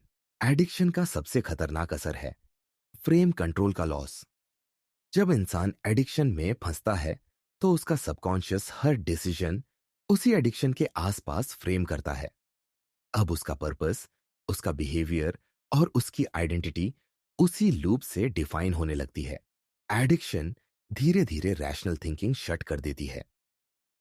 इंसान जानता है कि ये चीज उसे नुकसान पहुंचा रही है, लेकिन सबकॉन्शियस इंपल्सेस उसे ओवरराइड कर देते हैं। यही लॉस ऑफ सेल्फ कंट्रोल है। लॉन्ग टर्म में एडिक्शन सिर्फ माइंड नहीं, रिलेशनशिप्स, करियर और फिजिकल हेल्थ को भी डिस्ट्रॉय कर देती है। The dark truth. Addiction psychology हमें यह सिखाती है कि ऑब्सेशन और एडिक्शन सिर्फ वीकनेस नहीं बल्कि एक डिजाइन्ड साइकोलॉजिकल ट्रैप है। कॉरपोरेशंस, सोशल प्लेटफॉर्म्स और इंडस्ट्रीज जानबूझकर डोपामिन सिस्टम्स को एक्सप्लॉइट करते हैं। और सबसे डरावनी बात यह है कि इंसान खुद को एडिक्टेड मानने के बावजूद उस लूप से बाहर नहीं निकल पाता। एडिक्शन कोई एक्सटर्नल चेन नहीं है, ये इंटरनल प्रिजन है। एक इनविजिबल केज जो माइंड, खुद के लिए बना लेता है। और जब तक इंसान अपने सबकॉन्शियस को समझकर फ्रेम कंट्रोल वापस नहीं लेता, तब तक वो हमेशा किसी न किसी एडिक्शन का स्लेव रहेगा। Chapter 9, the predators playbook. परिचय। शिकारी दिमाग का नक्शा। मानव सभ्यता जितनी पुरानी है, उतनी ही पुरानी है एक्सप्लॉयटेशन की कला। प्रेडेटर्स यानी ऐसे लोग जो दूसरों को मैनिपुलेट, एक्सप्लॉइट और कंट्रोल करते हैं, कभी सरफेस पर तुरंत पहचान में नहीं आते। उनका सबसे खतरनाक वेपन उनकी इनविजिबिलिटी है। वे खुद को चार्मिंग, केयरिंग और ट्रस्टवर्दी दिखाते हैं, लेकिन उनके इरादे पूरी तरह ऑपोजिट होते हैं। इस चैप्टर में हम देखेंगे कि प्रेडेटर साइकोलॉजी कैसे काम करती है, वे कौन कौन सी हिडन टेक्टिक्स इस्तेमाल करते हैं और क्यों अधिकांश लोग उनकी मैनिपुलेशन को बहुत देर से समझ पाते हैं। प्रेडेटर माइंड को समझना आसान नहीं है, क्योंकि ये लोग नॉर्मल इंसानों की तरह ही दिखते हैं, बिहेव करते हैं और रिश्तों में घुल मिल जाते हैं। लेकिन उनकी स्ट्रैटेजीज हमेशा प्लान्ड होती है। वे ह्यूमन वीकनेसेस को स्टडी करते हैं और फिर उनका फायदा उठाते हैं। ग्रूमिंग और स्लो मैनिपुलेशन। प्रेडेटर्स कभी भी डायरेक्ट अटैक नहीं करते, वे हमेशा ग्रूमिंग प्रोसेस से शुरुआत करते हैं। ग्रूमिंग का मतलब है धीरे धीरे ट्रस्ट बिल्ड करना, जिससे विक्टिम को लगे कि सामने वाला जेन्युइनली उसकी केयर करता है। सबसे पहले प्रेडेटर विक्टिम को स्पेशल अटेंशन देता है। वो उसे ऐसा महसूस कराता है कि वह यूनिक आउट है, इंपॉर्टेंट है और दूसरों से अलग है। इसके बाद आता है आइसोलेशन फेज। प्रेडेटर धीरे धीरे विक्टिम को उसके फैमिली और फ्रेंड्स से दूर करता है। एग्जाम्पल, तुम्हें कोई और सच में नहीं समझता, सिर्फ मैं समझता हूं। तीसरा स्टेप होता है डिपेंडेंसी क्रिएट करना। विक्टिम को इस तरह कंडीशन किया जाता है कि वह प्रेडेटर की अप्रूवल, एडवाइस और वैलिडेशन के बिना डिसीजंस ही नहीं ले पाए। यह स्लो मैनिपुलेशन इतनी सटल होती है कि विक्टिम को लंबे समय तक समझ ही नहीं आता कि वह कंट्रोल के जाल में फंस चुका है। Charm versus exploitation. प्रेडेटर्स का सबसे बड़ा हथियार है उनका चार्म। वे जानते हैं कि अगर आप सामने वाले को अट्रैक्ट कर पाते हैं, तो उसके डिफेंस मैकेनिज्म्स खुद ब खुद कोलैप्स हो जाते हैं। चार्म एक फसाड, मास्क है। चार्म का पहला रूप है कॉम्प्लीमेंट्स। प्रेडेटर बार बार विक्टिम की प्रशंसा करता है, जिससे उसका सबकॉन्शियस ओपन हो जाता है। दूसरा है मिररिंग। प्रेडेटर आपके बिहेवियर, लैंग्वेज और जेस्चर्स को कॉपी करता है, ताकि आपको लगे कि हम एक जैसे हैं। तीसरा है इमोशनल अट्यूनमेंट। वे आपकी सबसे डीप भावनाओं को सुनते हैं, उन्हें वैलिडेट करते हैं और फिर उनका यूज अगेंस्ट यू करते हैं।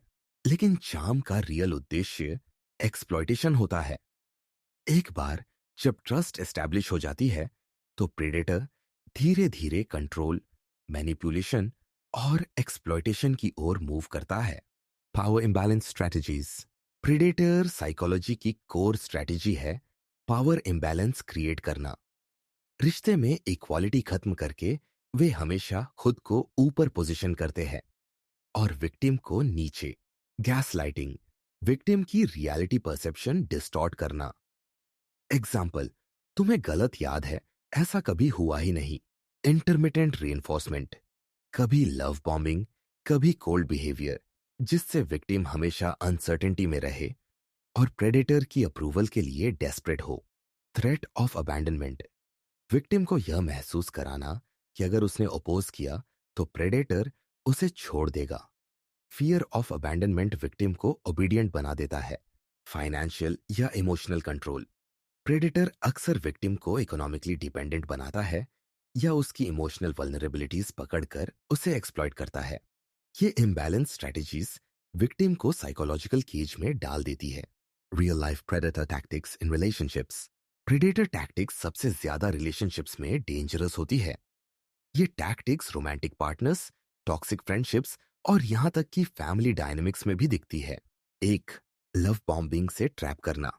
शुरुआत में प्रेडेटर ओवरवेलमिंग लव, अटेंशन और गिफ्ट्स देता है। विक्टिम को लगता है कि उसने सोलमेट पा लिया है, लेकिन ये सिर्फ हुक है। 2. Control disguised as care. Predator कहेगा, मैं सिर्फ तुम्हारी परवाह करता हूं, इसलिए तुम्हें ये नहीं करना चाहिए। विक्टिम इसे केयर समझता है, लेकिन असल में यह कंट्रोल है। 3. Slowly breaking self esteem. Victim को बार बार सटल क्रिटिसिज्म के जरिए इंफीरियर फील कराया जाता है। एग्जाम्पल, तुम इतनी स्मार्ट नहीं हो कि खुद डिसीजंस ले सको। 4. Creating guilt bonds. Predator victim को यह बिलीव कराता है कि वो हर चीज प्रेडेटर की वजह से पा रहा है, इसलिए उसे हमेशा ग्रेटफुल रहना चाहिए। 5. Turning victim against themselves. Predator ऐसी सिचुएशंस क्रिएट करता है जहां विक्टिम खुद को ब्लेम करे। एग्जाम्पल, अगर फाइट होती है तो प्रेडेटर कहेगा, ये सब तुम्हारी वजह से हुआ। प्रेडेटर साइकोलॉजी का core, human weakness exploitation. Predators हमेशा 3 ह्यूमन वीकनेसेस को टारगेट करते हैं। लोनलीनेस, अकेलेपन का फायदा उठाकर विक्टिम को इमोशनल डिपेंडेंसी में बांधना। फियर, रिजेक्शन, अबैंडनमेंट या फेलियर का डर क्रिएट करके ओबीडियंस लेना। डिजायर फॉर वैलिडेशन, हर इंसान चाहता है कि उसे एक्सेप्ट और लव किया जाए। प्रेडेटर इस बेसिक ह्यूमन नीड को एक्सप्लॉइट करता है। साइकोलॉजिकल आफ्टरमाथ, प्रेडेटर का सबसे बड़ा निशान उसके जाने के बाद दिखाई देता है। विक्टिम पूरी तरह टूट जाता है। Self doubt, anxiety, trust issues और कभी कभी पीटीएसडी तक डेवलप हो जाते हैं। विक्टिम सोचता है कि कहीं मुझ में ही तो कोई कमी नहीं थी, लेकिन सच ये है कि प्रेडेटर का खेल ही इतना सटल होता है कि कोई भी उसमें फंस सकता है।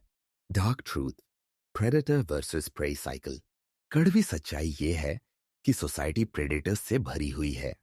वर्क प्लेसेस, पॉलिटिक्स, फ्रेंडशिप्स और इवन फैमिलीज में। और जब तक इंसान खुद अपने सबकॉन्शियस ट्रिगर्स, इमोशनल वल्नरेबिलिटीज और कॉग्निटिव बायसेस को नहीं समझेगा, तब तक प्रेडेटर्स हमेशा एक कदम आगे रहेंगे। प्रेडेटर साइकोलॉजी हमें यह सिखाती है कि चार्म, केयर और लव के पीछे हमेशा इंटेंशन को पढ़ना जरूरी है, वरना जो मास्क मुस्कान जैसा दिखता है वही सबसे घातक हथियार हो सकता है। समापन, प्रेडेटर्स प्लेबुक सिर्फ एक मैनिपुलेशन मैनुअल नहीं है, यह एक डार्क साइकोलॉजिकल मिरर है। यह हमें बताता है कि प्रेडेटर्स कैसे ग्रूम करते हैं, कैसे चार्म को एक्सप्लॉयटेशन में बदलते हैं, कैसे पावर इम्बैलेंस क्रिएट करते हैं और कैसे वे रिलेशनशिप्स को हथियार बनाकर लोगों को कंट्रोल करते हैं। अगर आप अपनी वल्नरेबिलिटीज को नहीं जानते, तो प्रेडेटर सदा ऑटोमेटेड आपके अगेंस्ट उनका यूज करेगा। लेकिन अगर आप अपने सबकॉन्शियस ट्रिगर्स और इमोशनल ट्रैप्स को पहचानना सीख जाते हैं, तो प्रेडेटर का पूरा प्लेबुक आपके सामने बेनकाब हो जाता है। Chapter 10, advanced psychological manipulation. Manipulation सिर्फ सरफेस लेवल ट्रिक्स तक सीमित नहीं है। जब ये इवॉल्व होकर एडवांस मैनिपुलेशन के स्तर पर पहुंचती है, तो इंसान को केवल पर्सनल रिलेशनशिप में ही नहीं, बल्कि पूरे सोशल स्ट्रक्चर, मास कल्चर और कलेक्टिव कॉन्शियसनेस में कंट्रोल किया जा सकता है।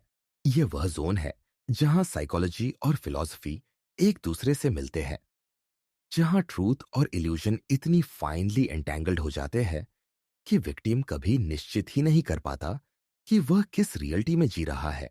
एडवांस्ड मैनिपुलेशन की असली ताकत यही है, विक्टिम को ट्रैप करना बिना यह महसूस कराए कि वह ट्रैप में है। इस चैप्टर में हम गहराई से देखेंगे डबल बाइंड्स और paradoxical traps, triangulation tactics, systemic gaslighting और एलिट लेवल मास कंट्रोल स्ट्रेटजीज।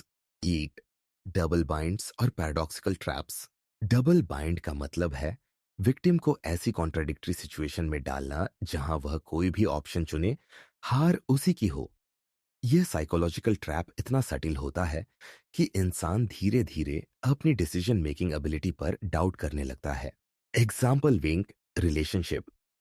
प्रेडेटर कहेगा, तुम मुझसे प्यार करते हो तो मुझे स्पेस दो, और अगर स्पेस दिया तो कहेगा, तुम्हें मेरी परवाह ही नहीं। दोनों ही कंडीशंस में विक्टिम गिल्टी और कंफ्यूज रहेगा। एग्जाम्पल दो, वर्क प्लेस। बॉस कहेगा बी इंडिपेंडेंट, खुद डिसीजन लो। और जब एम्प्लॉय डिसीजन लेता है तो कहा जाता है तुमने कंसल्ट क्यों नहीं किया। यह पैराडॉक्सिकल ट्रैप विक्टिम की साइकी को तोड़ देता है, क्योंकि उसका सबकॉन्शियस यह मान लेता है कि मैं कुछ भी करूं हमेशा गलत ही हूं। धीरे धीरे उसका आत्मविश्वास खत्म हो जाता है और वह पूरी तरह कंट्रोलर पर डिपेंडेंट हो जाता है।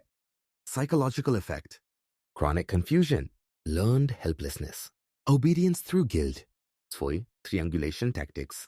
ट्रायंगुलेशन एडवांस्ड प्रेडेटर्स का पसंदीदा हथियार है।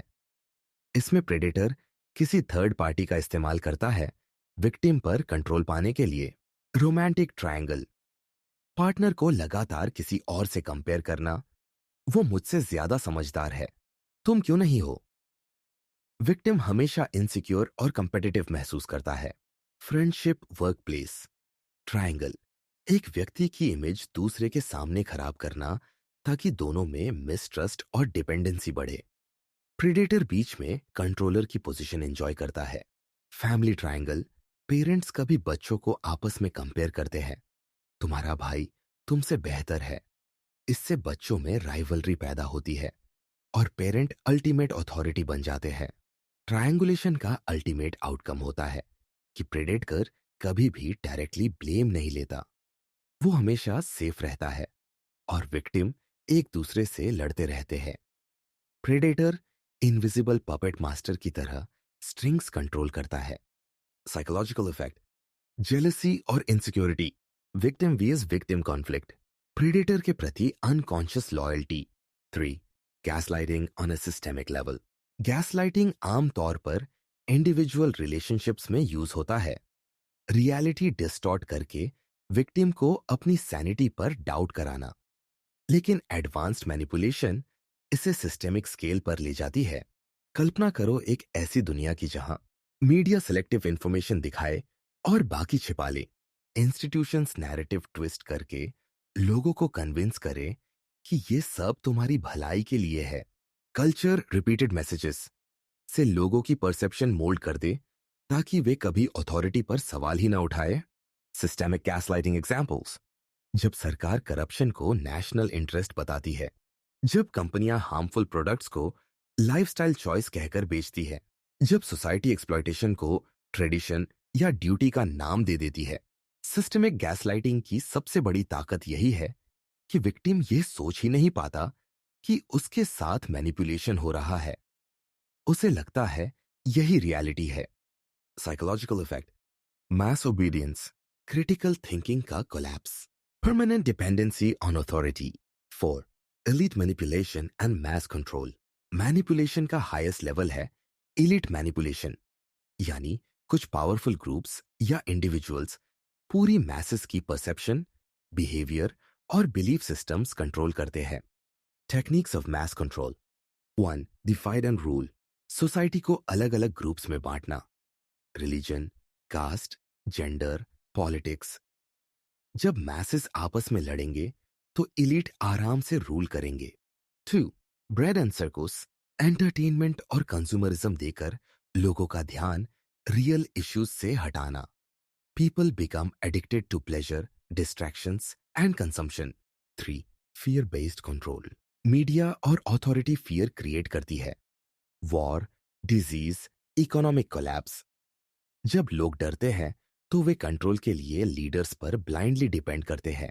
For illusion of choice, masses को 2 या 3 ऑप्शंस दिए जाते हैं, लेकिन असल में सभी ऑप्शंस एक ही एलिट सिस्टम को सर्व करते हैं। विक्टिम को लगता है कि उसने फ्रीडम से चूज किया है, जबकि असल में वो स्क्रिप्टेड था। डार्क ट्रूथ, फ्रीडम का भ्रम।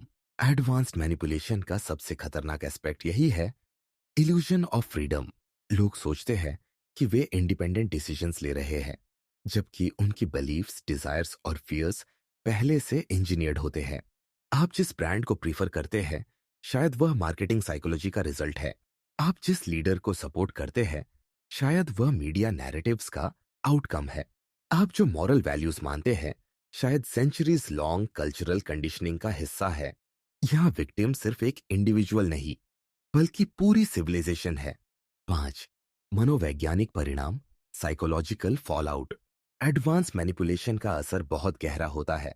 Individual level, anxiety, trust collapse, helplessness. Relationship level, dependency, insecurity, rivalry. Societal level, mass obedience, group think, critical thinking का एब्सेंस। और सबसे डार्क ट्रूथ ये है कि मैनिपुलेटेड लोग अक्सर अपने मैनिपुलेटर्स को ही प्रोटेक्ट करते हैं। वे इतने डीपली कंडीशनड हो जाते हैं कि ट्रूथ सुनने पर भी उसे रिजेक्ट कर देते हैं। समापन, अदृश्य जंजीरों को देखना सीखो। एडवांस मैनिपुलेशन हमें यह सिखाती है कि सबसे खतरनाक कंट्रोल वह है जिसे हम देख ही नहीं पाते। जब डबल बाइंड्स हमें कंफ्यूज करते हैं, ट्रायंगुलेशन हमें डिवाइड करता है, सिस्टेमिक गैसलाइटिंग हमारी रियलिटी डिस्टॉर्ट करती है, और एलीट्स हमारे बिलीफ्स को स्क्रिप्ट करते हैं, तब हमें लगता है कि हम फ्री हैं, जबकि हम सबसे गहरे केज में होते हैं। रियल अवेयरनेस की शुरुआत वहीं से होती है जहां हम इन इनविजिबल ट्रैप्स को पहचानना शुरू करते हैं। मैनिपुलेशन का प्लेबुक इन्फिनिट हो सकता है, लेकिन उसका सबसे बड़ा वीकनेस है consciousness. Chapter 11, defence and mental immunity. मानव मन को तोड़ने और मैनिपुलेट करने की कला जितनी पुरानी है, उससे कहीं ज्यादा पुराना है उसका प्रतिरोध। डिफेंस साइकोलॉजी, यानी वो आंतरिक ढाल जो इंसान को न सिर्फ बाहरी मैनिपुलेशन से बचाती है, बल्कि उसकी आत्मा को इंटैक्ट रखती है। इस चैप्टर में हम उस गहरे साइकोलॉजिकल आर्मर को समझेंगे जिसे कोई भी व्यक्ति धीरे धीरे डेवलप कर सकता है। क्योंकि अगर मैनिपुलेशन की एनाटॉमी समझनी है, तो इम्यूनिटी का आर्किटेक्चर भी समझना होगा। मैनिपुलेशन को जल्दी पहचानने के तरीके। मैनिपुलेशन हमेशा सटल होती है। कोई प्रेडेटर आपको सीधा हुक्म नहीं देगा, बल्कि आपको अपने ट्रैप में डालने के लिए छोटे छोटे सबकॉन्शियस ट्रिगर्स इस्तेमाल करेगा। यही कारण है कि ज्यादातर लोग ये मान भी नहीं पाते कि वे मैनिपुलेटेड हो रहे हैं। सबसे पहले एक अर्ली डिटेक्शन रेडर डेवलप करना जरूरी है। ठीक, अगर कोई इंसान आपके गिल्ट, शेम या फियर को बार बार ट्रिगर करता है, तो समझ लीजिए वह आपको अपने इमोशनल फ्रेमवर्क में लॉक कर रहा है। 2.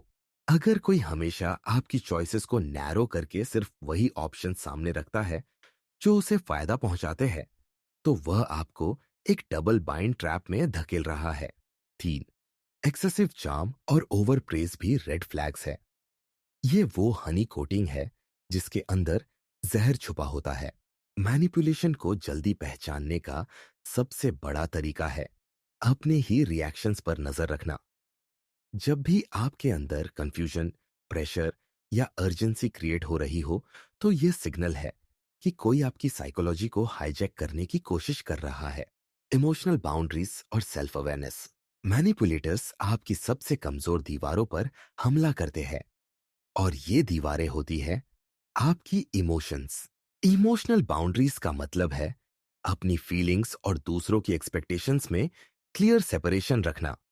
अगर कोई आपको बार बार गिल्ट ट्रिप करता है कि अगर तुम मुझे सच में मानते हो तो ये करोगे, तो वहां एक बाउंड्री ब्रीच हो रहा है।